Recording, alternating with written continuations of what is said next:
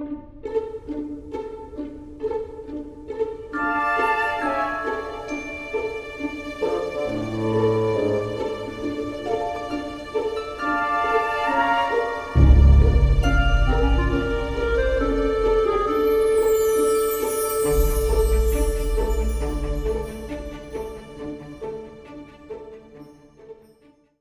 and welcome to the Monsters, Myths, and Mayhem podcast. It's your host, Chaotically. I registered your face that time.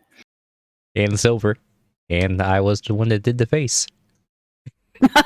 Good clarification. We're the only two hosts at the moment. The host Maybe was that the most- unicorn behind you, you know?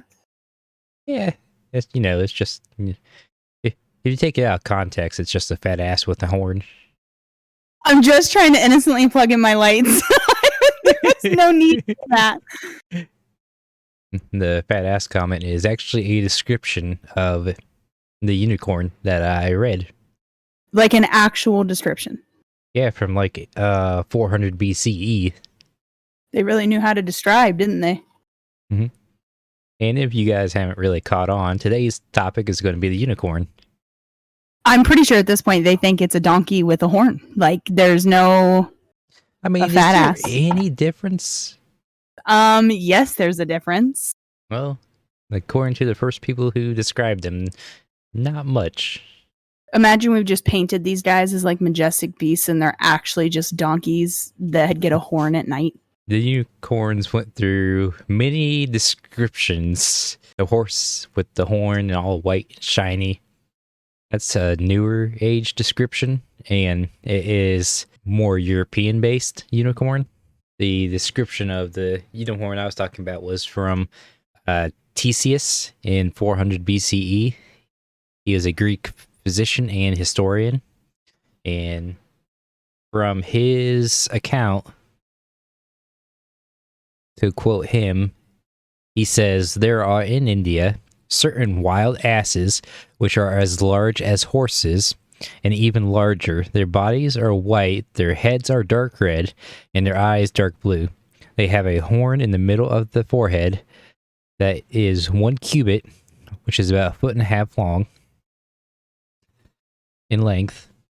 The base of the horn is pure white, the upper part is sharp and of a vivid crimson, and the middle portion is black." Interesting. It's different. It's different. There's a couple people who also described him similarly. There's a Roman historian described him pretty close the same way, except that their coats are more reddish in color and not white, and their horns are all black and spiral up to a very sharp point. But there's a lot of people who kind of think what they were actually seeing. Can you guess what you actually think they're seeing? I mean, I could probably fabricate some guesses, but In India, what is something with a horn on its face? something with a horn on its face in India? Yeah. Like a rhinoceros? That's it. I've heard that, like, it's like a big joke that rhinoceros are actually the unicorns of our, like era. But, you said India, and I was like, they're not talking about a camel, because I was thinking horse. I just don't know why I did that. A camel is dangerous enough. Give it a horn. That's Yeah, no kidding. give them some close range weaponry. Closer. Closer.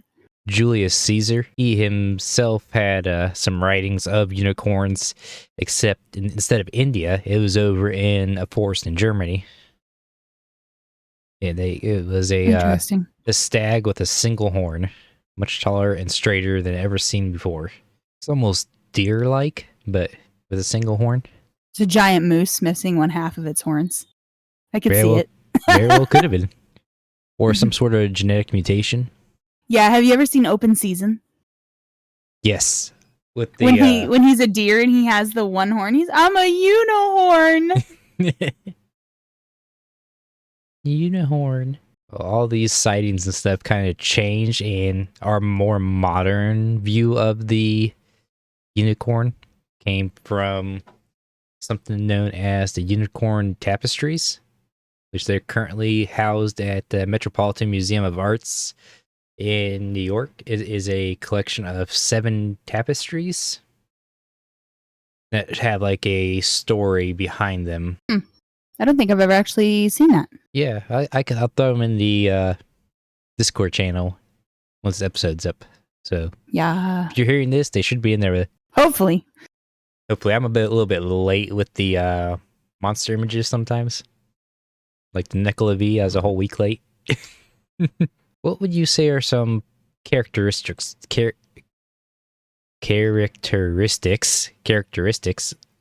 of a unicorn?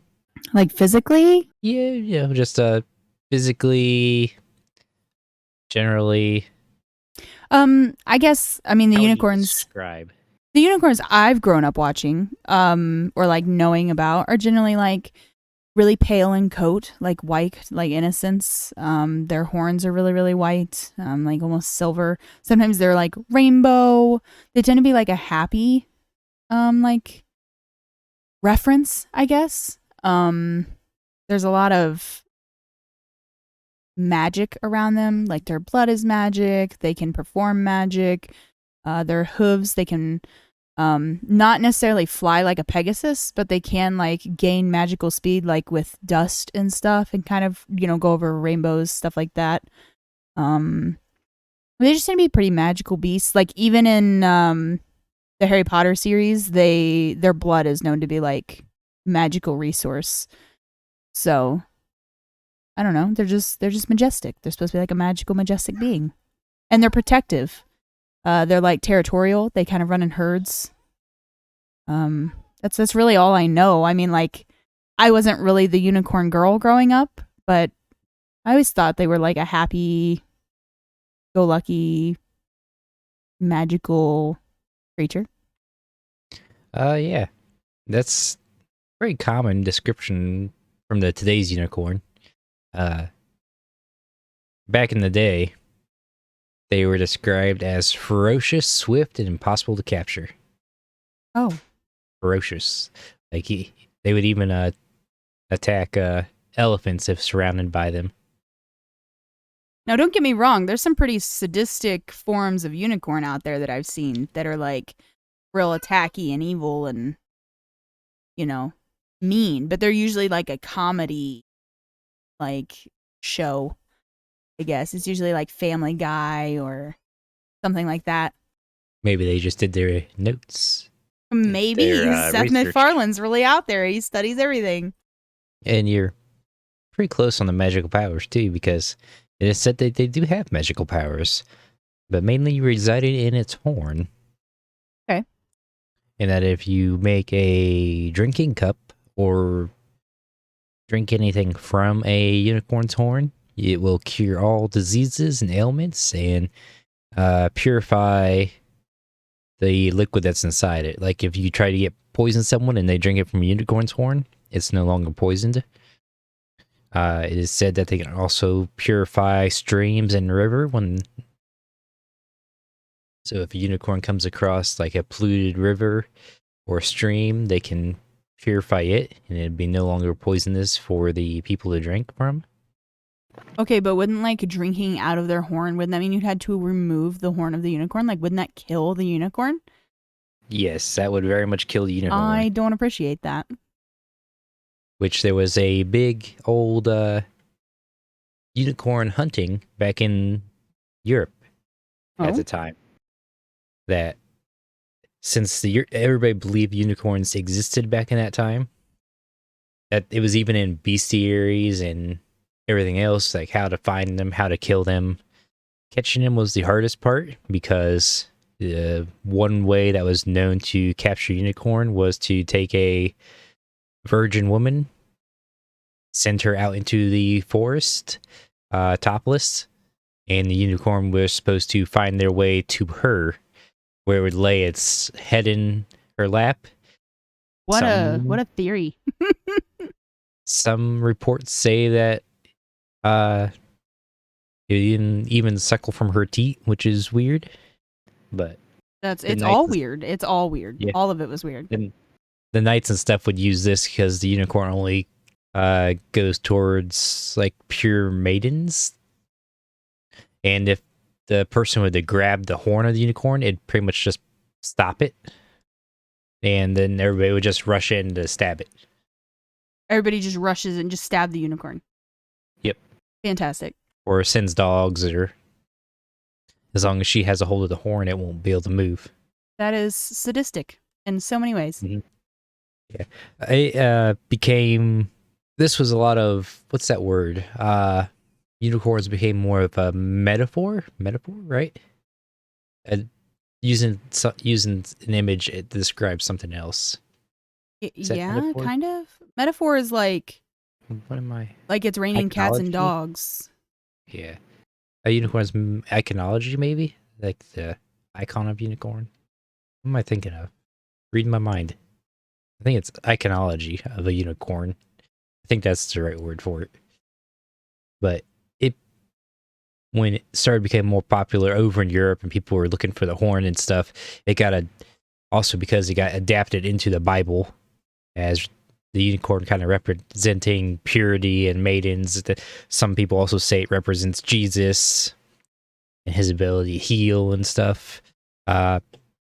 They also say that the being able to only being able to be captured by a pure maiden kind of represents the times of how people wanted to see women as being pure, and Yeah, like the purity of virginity and all that.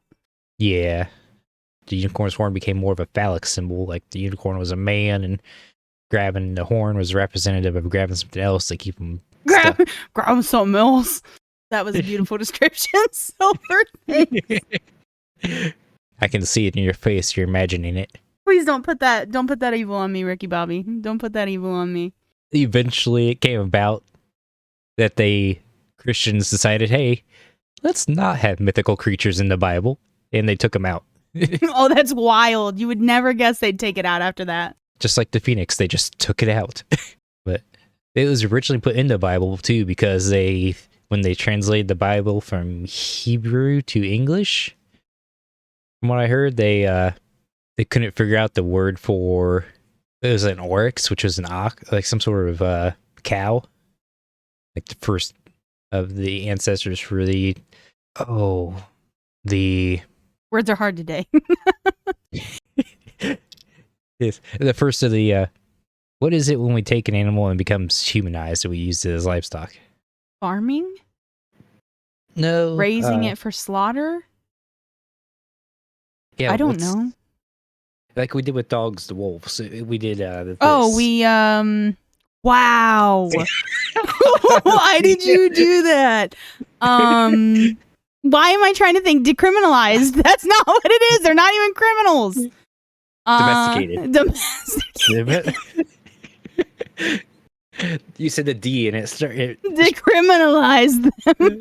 Decriminalized. I got us there, okay? That's what matters. Sorry, this is the first domesticated cow, is what they were talking about.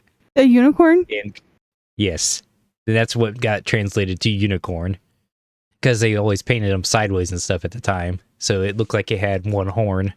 If you're also looking to research early unicorns, some names you could search are Monoceros, which is literally the Latin name for unicorn. Okay. Which is one mono, keros, horn. Okay. Easy enough. Yeah, but back in these the early European times, everybody was trying to collect unicorn horns, and so the kings and stuff would send out people to go buy as many unicorn horns as they could find off traveling merchants. Well, the merchants would mainly, I'm going to guess, since probably couldn't find any unicorns, would just take these horns off of rhinos or narwhals. Some of the merchants substituted narwhal horns as unicorn horns. Fair enough. How they managed to catch narwhals in the early centuries, I won't really know, because I would think that would be a little difficult on some rowing boats, and I guess they'd have their big boats too. The horns weren't the only thing it was kind of hunted for. It was also hunted for its ankle bones. It's ankle bones. Yes. I'm going to need you to further explain. Its ankle bones were used for like medicine. It was thought to be a very good medicine for curing things, ailments of many types. But the flesh of the animal was so bitter that it was not edible. Well, I mean, they shouldn't be eating them. Yeah, and they didn't. I think they just left them. I'm not sure how rhino tastes. If they were trying to eat, I really don't want to know how rhino tastes. I would imagine it'd be pretty gamey. I would say it would be gamey as well. Maybe with all the muscle. Yeah, it'd probably be bitter. It would just be like really tough meat. You know, like sometimes you get that really, really tough steak and it just like kills the entire flavor. It would just have to be like that. Like there would just probably be no flavor because by the time you're going to cooking it, you've cooked out any flavor that there is. It's probably really tough, hard to eat, especially back then with them not taking care of their teeth a lot. I'd imagine it probably wasn't great. Yeah. Do you have any questions on the unicorn? I don't think so. Some of these facts have been pretty interesting to find out though, because I didn't know them. There's also other unicorn-like monsters. The Asian cultures. There is the Kirin or the Kirin or the Kirin. I think Africa has their own version of it, and there's also like a winged version called the alicorn, which we'll probably get to in a later episode. Which a lot of these you've probably seen in My Little Pony. I have never watched My Little Pony, and I know that some of my viewers and some of these listeners might cancel me, but I have not, ever. I am disturbed by your My Little Pony you put in the Monsters gallery. Very disturbed. Yes. It was a My Little Pony version of the Knucklevi, if anyone's interested. Don't be interested. Don't get curious. Don't go look at it. I just realized, too, again. We did one horse, now we're doing another horse. Well, Knucklevi was horse adjacent.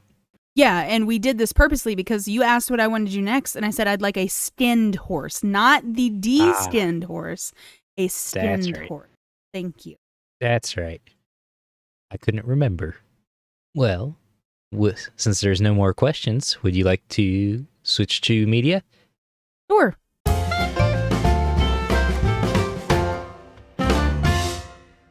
Yeah, unicorns are pretty much used everywhere. Yeah. They've become such a mainstream fantasy creature now that any type of fantasy setting, there is going to be a unicorn or something that highly resembles it or somebody that mentions it. But yeah, I'd agree. I think, unicorns are pretty widely based. So instead of talking about everything unicorns are in, because it's in everything, all types of media, let's name like our favorite version of a unicorn. You go first. Wow. Since you brought it up. That's not how this works. I brought it up. You go first. Okay, then. I'd say my favorite version of unicorn. I watch a lot of fantasy stuff, but the most recent thing that's sticking in my mind as my favorite is the D&D 5e version. Why is that? Because it is tough and ferocious, and it is the guardian of the woods. It knows it can pretty much, if you enter its woods, it will know everything you say, no matter where it is. They got it marked as a celestial instead of a fae. Okay. It pretty much has full control over every creature in the woods. So if you come charging at it, it'll just summon everything towards you. I think mine is Star versus the Forces of Evil. I don't know if you've ever watched that. I have started it. I've seen season 1. One of her best friends is a floating unicorn head. She's like a partying unicorn, ain't she? She's like Valley Girl unicorn, yeah. Yeah. Was she your favorite? She is just extra. I don't know how else to explain it. Like, she will throw a party, or like if like trouble shows up, she'll be like, Star Girl, I gotta go. Like, it's just hilarious. I love it so much. She's not here for any of that trouble. but she starts trouble. You know what I mean? Like she has her own like little TV show podcast thing, and she like full sends it and like trashes people on there. She's great. I just love her so much. She's the spiller of the tea. Wouldn't want to invite her to your tea party. Wow. Or maybe you would. Have all the extra tea. Tea on top of your tea. Old tea. Da-da-da. Da-da-da. Yeah, I think unicorns are in Final Fantasy too. Pretty much, I use pretty much everything. Literally everything. Oh, another fun story, kind of media-wise, was there was this circus, the big circus. I don't think it was the Ringling Brothers. I mean, the Ringling Brothers is pretty huge. Yeah, it might have been the Ringling Brothers.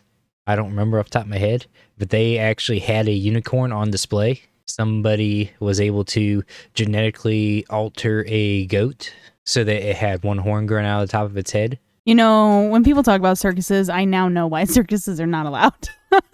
So this was just, you know, it was a genetic mutation. They didn't physically alter it. It just happened, and they found this goat. So the owner of the goat started traveling along with the circus until PETA heard about it. So they thought it was a goat with a horn glued to its head. When they got there, they realized that it was actually growing a single horn. I think the most common unicorns people think of now are, like you described earlier, the all-white unicorns, white horn. For sure. Majestic. I think My Little Pony kind of started some of that, from what I heard. Mm-hmm. Yeah, but I'm sure everybody knows what unicorns are nowadays. Would you like to move on with some mayhem? Surely. Did you say truly? Surely. Surely. Surely. Who's Shirley? I'm leaving. I'm quitting the podcast. I think unicorns would be somebody's race animal. That'd be messed up. I if think that you're we'd able to- use them as healing agents. And like, could you imagine what a unicorn could do if it could actually unpollute water? Oh, Do you know that'd what it be- would do for our helpful. fucking environment? Not Not that that- rivers won't catch on fire anymore. You're right.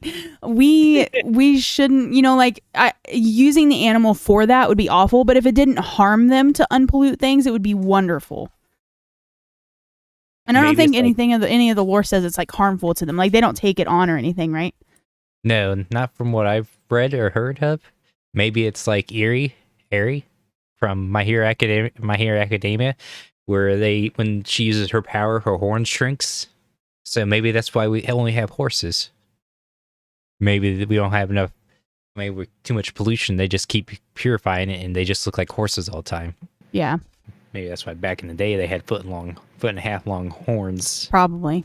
Unless their horns were like a narwhal's tusk. Do you know that about narwhals? I do not. A narwhal's horn, you know, the horn that comes out of its face, is actually one of its tusks in its mouth.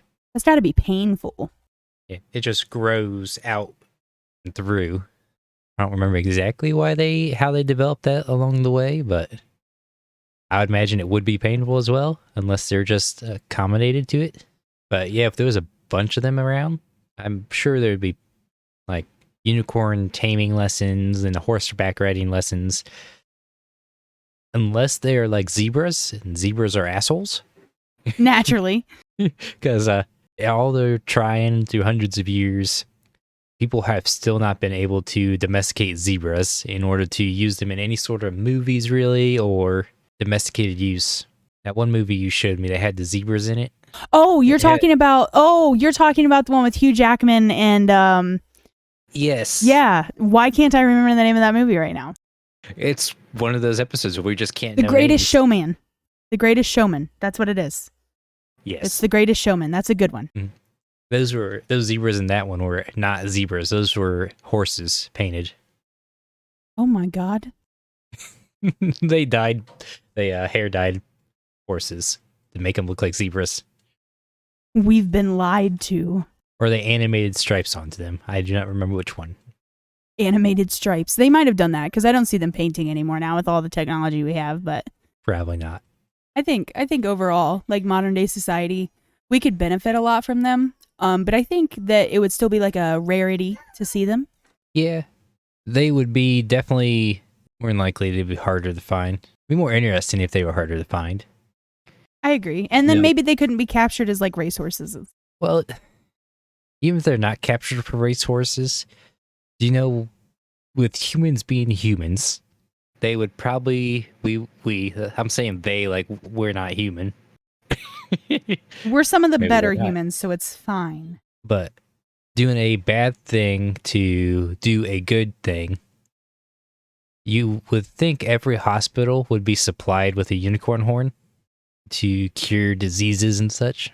Yeah, that would be wonderful. And it's also interesting that they're not immortal creatures. Yeah, I almost wonder if it wouldn't work like a fountain of youth. And yeah, it is crazy that they're not immortal. I think they're resilient, right? Because they can heal themselves, but they're not immortal. Maybe being immortal would just be too OP. Like, what's the use of healing if you're immortal? You're right. You're right. I guess if you cut off an arm, the unicorn might be able to regenerate it back. Depends on the level of healing. Well, listeners, why don't you send us some of your favorite unicorns? Yeah, I want to see everybody's favorite unicorns. Hopefully it's not just a picture of a Knucklevi with a horn glued to its head. I will cry. With that, I guess we'll head to our wrap-up stuff. End of show notes. Yay. Chaotic, do you have any news? The tournament is coming up next month in February, so we're super excited about that. But other than that, no, nothing at the current moment. Okay. Or a little ad type thing for the Patreon. So I'm just going to read it off. It says, this podcast is supported by our friends on Patreon. We use the funds to help improve the show, make a better content for you listeners. Our Mayhem and Legendary Rank Travelers / patrons get a shout out on here on the show. And the current Mayhem and Legendary Ranked Patreons are Ruby, Mondi, Thor, and Nuggies. Woo! Thank you guys for your continued support. With that, do you have a outro? No.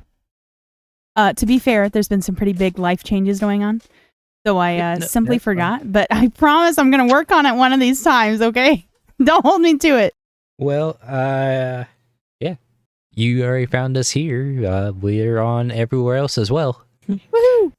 I will be making a TikTok for us here in the next little while. So if you have not followed, follow, because it will be lots of fun and hilarious moments. Love you guys. Bye. Roll the music.